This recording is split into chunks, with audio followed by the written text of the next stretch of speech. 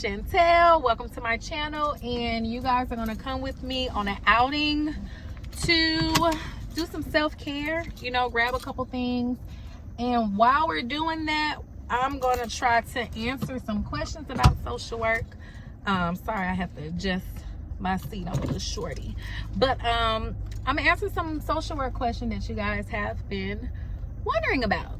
So with number one being, why social work? Honestly, I did not want to be a social worker when I first started. I wanted to be a physical therapist. Do not ask me why. I have no idea. I'm glad I did change. I did my freshman year. I think that was my major, or I could have changed it again. I mean, freshman year, I really didn't have a clean idea of what I wanted to do, but I knew I wanted to go to college. So I did attend an HBCU, and sophomore year on until undergrad graduation, I attended Alabama A&M University, and that was a wonderful experience for me. The classes was pretty smooth. GPA was decent, you know. Once I got my bachelor's, I applied to different jobs, and I know a lot of people think of DHR when they think of social work, but that's not my first job as a social worker. So my first job as a social worker was in a nursing home. It was at a VA nursing home, and I was the assistant director of social services. And this is fresh coming out of college, undergrad, no license. I did not have my LBSW at the time. However, you know, eventually I was going to sit for it. But once I started there, I was working there maybe like a good 6 months to a year. And then I started trying to sit for that exam. It took me a while to pass that undergrad, that bachelor's exam. Honestly, y'all, it took me maybe, I want to say 3 tries before I passed my bachelor's exam, and I will tell y'all more about that in another video. However, once I did get my license on a bachelor's level, I did stay in the nursing home for a little while, and then I wanted to try something different. So keep in mind, fresh out of college, no license, I went into the nursing home. So I was more so in geriatrics, which I'm currently kind of still in. And then sat for my licensure, LBSW, got that. Then I transitioned into hospice. So went into hospice, and that's currently where I am now.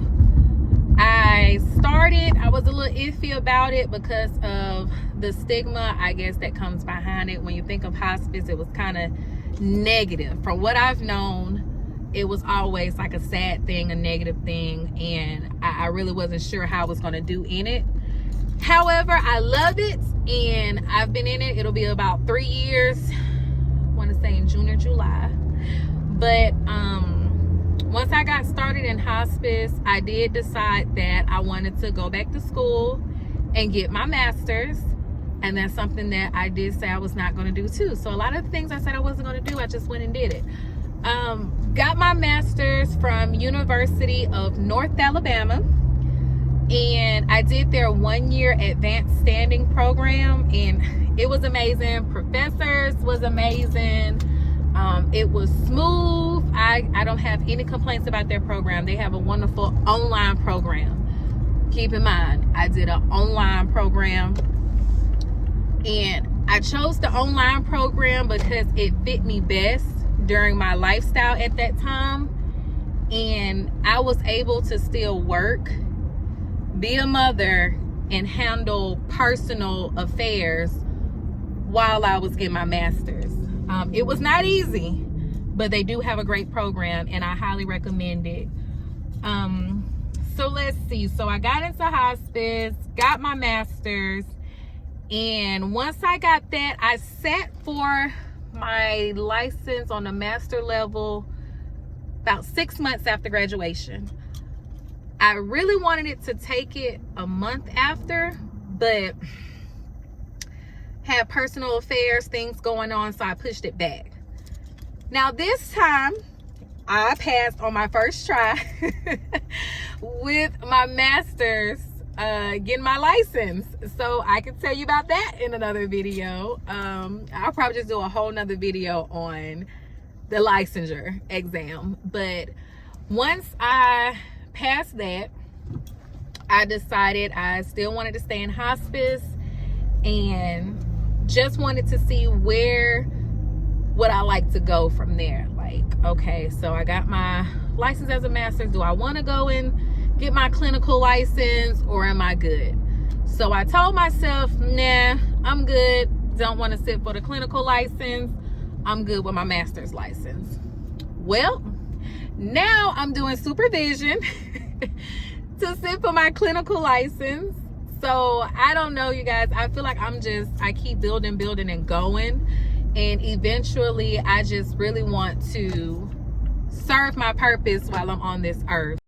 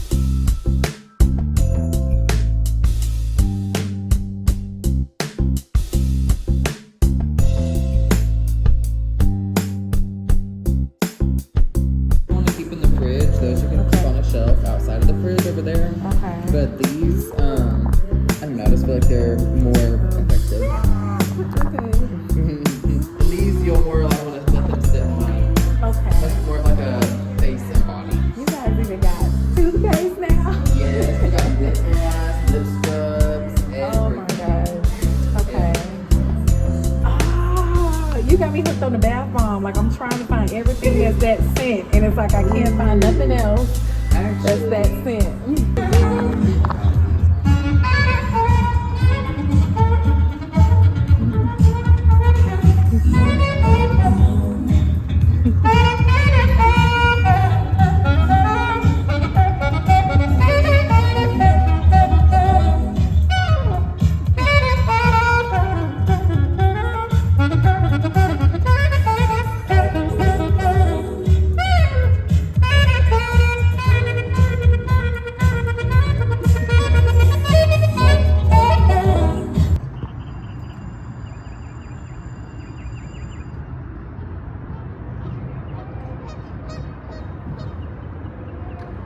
So I have got my bath bomb, y'all, and I got some perfume. Look at that. Trying to find somewhere to sit down real quick. But I forgot where I left off at with the whole social work thing. I think I was talking about sent for my clinical license.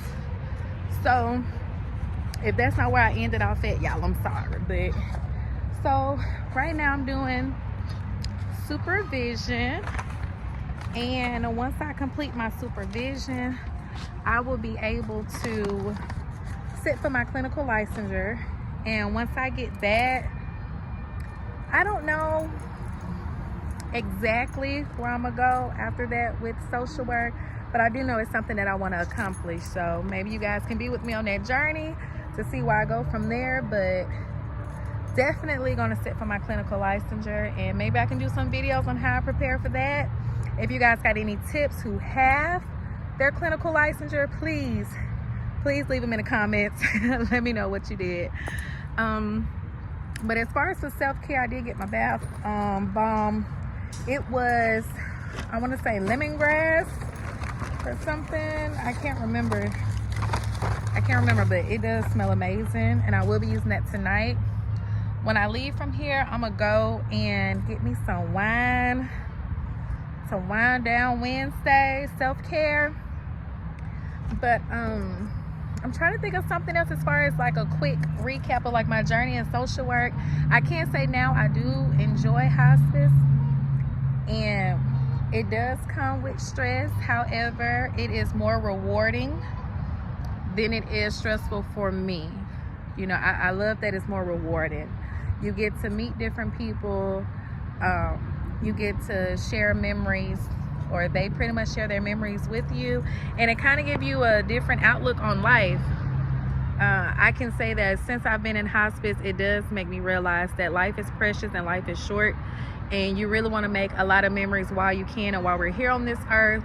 And that's another reason why I really want to make sure I don't miss my mark while I'm here, and I want to serve my purpose, whatever that may be that God has for me.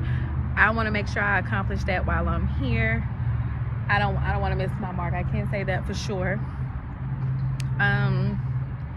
I guess I can say the only thing I could say was scary going into hospice was me actually experiencing being next to someone who may have taken their last breath before I come in, and families at bedside, and me being in a room, and you know, the body's there and families grieving, and it's like recent, like just happened before I walked through the door.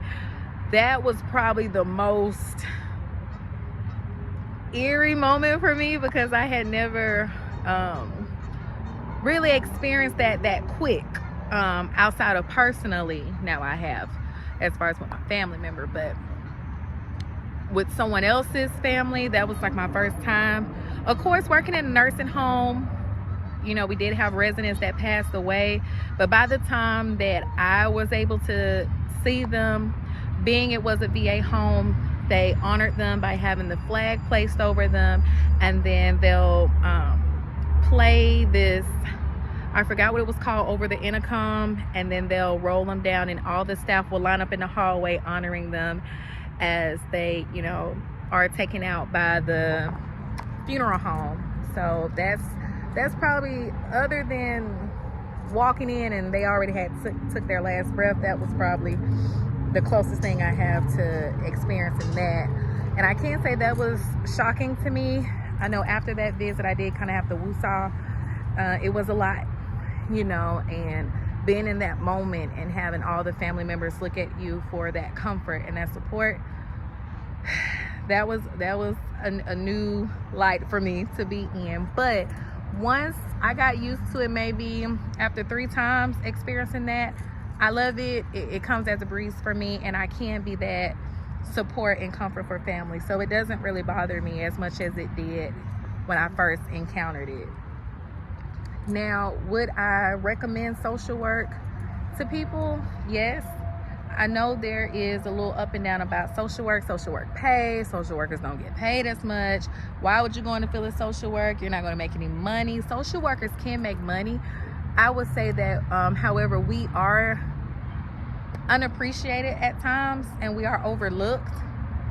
However, when stuff kind of hit the fan, everyone calls on a social worker for resources, what to do, you know. But I can say it depends on how far you're trying to go in social work. Of course, if you just start with your bachelor's, and then, you know, it may depend on where you live, area, opportunities that may present itself. But I could say if you do go further in your education or your licensure, then you should be able to make a good living for yourself. You know, whatever you're comfortable with, everyone's not comfortable with the same way of living. So just because I'm going to sit for my clinical license, you may be good with the bachelor's level. You may be good with just having that master's license. You know, to each his own. But I know whatever your goal is, do what's fit for you and your lifestyle. Don't try to please everybody else. You know, do what's right for you. And as long as you're living comfortable and you're not living check to check, do what makes you happy. So I guess that's my little word for today. I'm gonna probably head from up out of here, grab me something to eat, y'all. And like I said, I'll probably do another video on the licensures as far as my bachelor's and my master's. I'll do a separate video on that. And any other questions that you guys may have, please feel free to leave them in the comments, and I hope I can answer your questions, make more videos. I will do more as far as day in the life of social worker when I'm at work and things like that. But if you guys have any other questions, leave them in the comments and hopefully I can answer them. Bye.